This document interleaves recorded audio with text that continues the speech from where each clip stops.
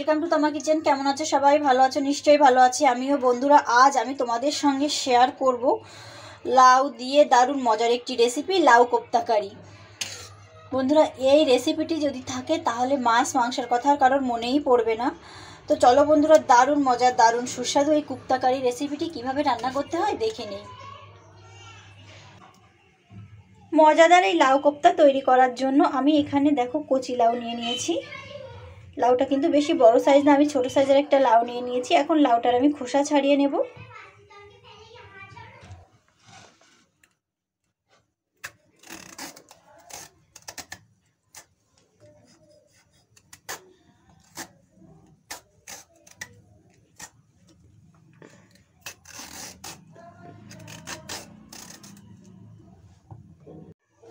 লাউটার আমি খোসা ছাড়িয়ে নিয়েছি। এখন আমি লাউটাকে ধুয়ে নেব।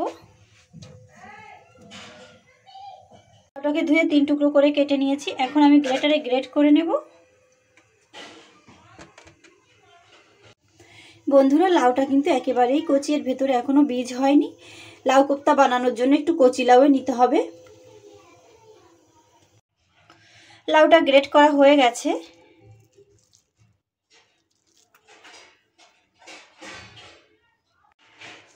এখন আমি লাউয়ের মধ্যে দিয়ে দিচ্ছি পরিমাণ অনুযায়ী লবণ,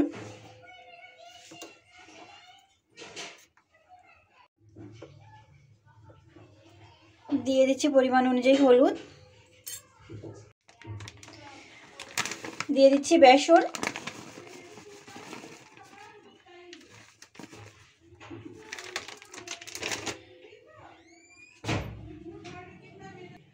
এখন আমি সবগুলো উপাদান মেখে নেব। লাউ কোপ্তা বানানোর জন্য আগে লাউয়ের বড়া তৈরি করে নিতে হয়। এখন আমি সেই বড়া তৈরি করার জন্য ব্যাটার তৈরি করে নিচ্ছি লাউ আর বেসন দিয়ে। ব্যাটারটা এমনভাবে তৈরি করতে হবে, এতে কিন্তু কোনো জল দেওয়া যাবে না। আর ব্যাটারটা যেন বেশি বেসনও না হয়, আবার অনেক বেশি লাউও না হয়, মানে সব কিছুর একটা সামঞ্জস্যতা রেখে ব্যাটারটা তৈরি করতে হবে। আমি ভালোভাবে মেখে নেব। দেখো বন্ধুরা, আমার ব্যাটারটা তৈরি হয়ে গেছে।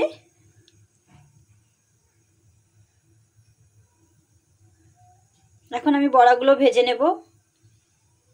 কড়াইতে তেল গরম হয়ে গেছে। এখানে আমি সয়াবিন তেল দিয়ে রান্নাটা করব।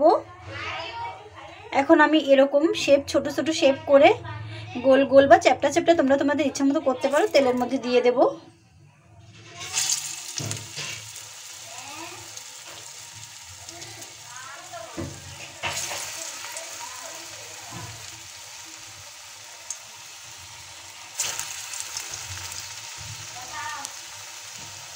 চুলার আঁচ মিডিয়াম স্লো রেখেছি। পাকোড়াগুলো আমি এভাবে করে ভেজে নেব।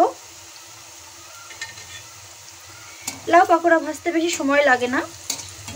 আমি একটু উল্টে দেব।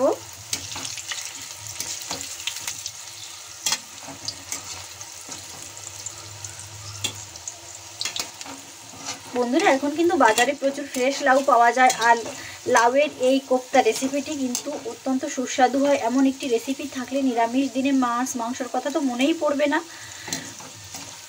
দারুণ মজার একটি রেসিপি। যারা লাউ খেতে পছন্দ করো না একেবারেই, তারা অন্তত একবার এই রেসিপিটি তৈরি করে দেখবে। লাউয়ের বড়াগুলো তৈরি হয়ে গেছে। এখন আমি তুলে নিচ্ছি।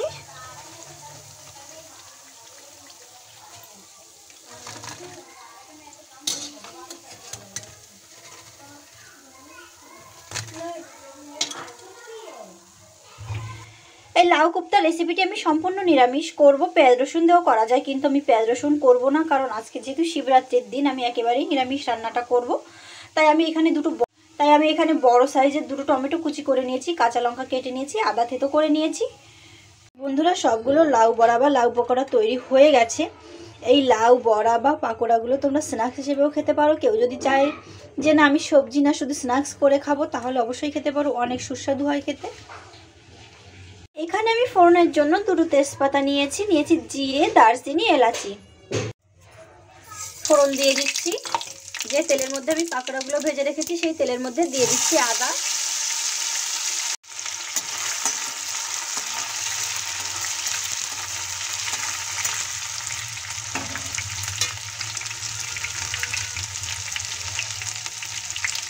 আদাটা একটু ভেজে নেওয়ার পর দিয়ে দিচ্ছি কেটে রাখা টমেটো।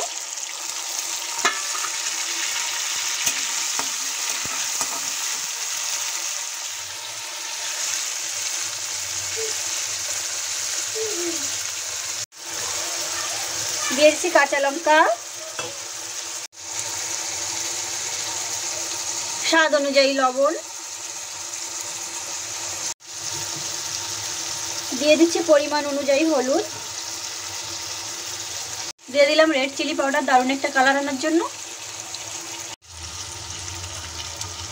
দিয়ে দেবো ধনিয়া পাউডার। সবগুলো উপাদান দেওয়া হয়ে গেছে, এখন আমি ভালোভাবে ভেজে নেব।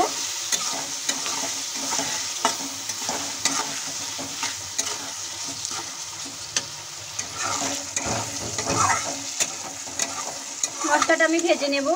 বন্ধুরা আজ শিবরাত্রির দিন, মাছ মাংস নেই, তা কি হয়েছে, এমন রেসিপি থাকলে, লাউয়ের এমন কোপ্তা থাকলে মাছ মাংসের দরকারই হবে না, মনেও পড়বে না।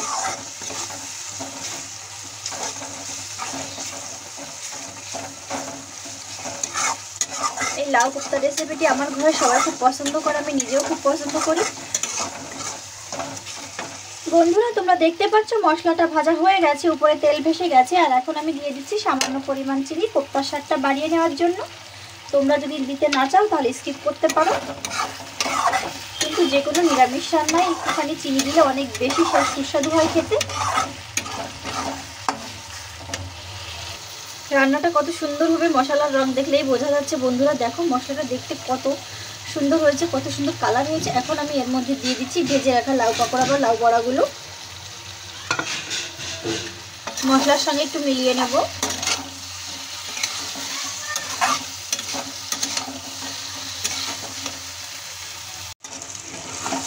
মশলার সঙ্গে কিন্তু পাকোড়াগুলো আলতোভাবে নাড়তে হবে, বেশি জোরে নাড়লে ভেঙে যেতে পারে। বেশি ভাজার দরকার নেই। আমি এখন দিয়ে দিচ্ছি জল। জলটা তোমাদের পরিমাণ অনুযায়ী দেবে। তোমরা যদি চাও শুকনো করতে তাহলে জলটা কম দেবে, যদি চাও একটু ঝোল বা গ্রেভি করতে তাহলে জলটা একটু বেশি দেবে। তোমরা তোমাদের ইচ্ছা বা স্বাদ অনুযায়ী জলটা দিতে পারো।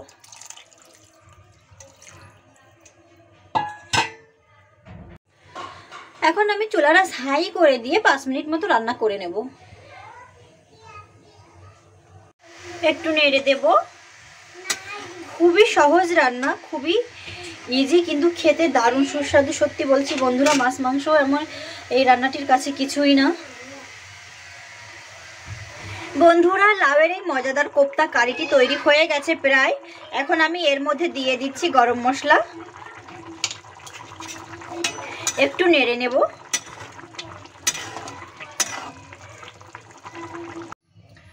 দেখো বন্ধুরা কোপ্তা কারি একেবারেই রেডি। আমি এখন তুলে নিচ্ছি। বন্ধুরা আমি তোমাদের একটু দেখাই কতটা ডেলিশিয়াস হয়েছে।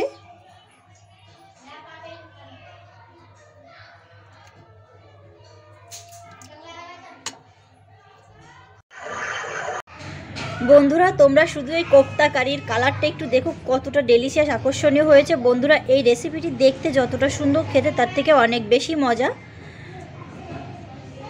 লাউয়ের এই মজাদার কোপ্তা কারি গরম ভাত, রুটি, পরোটা, নানের সঙ্গে সার্ভ করা যায়।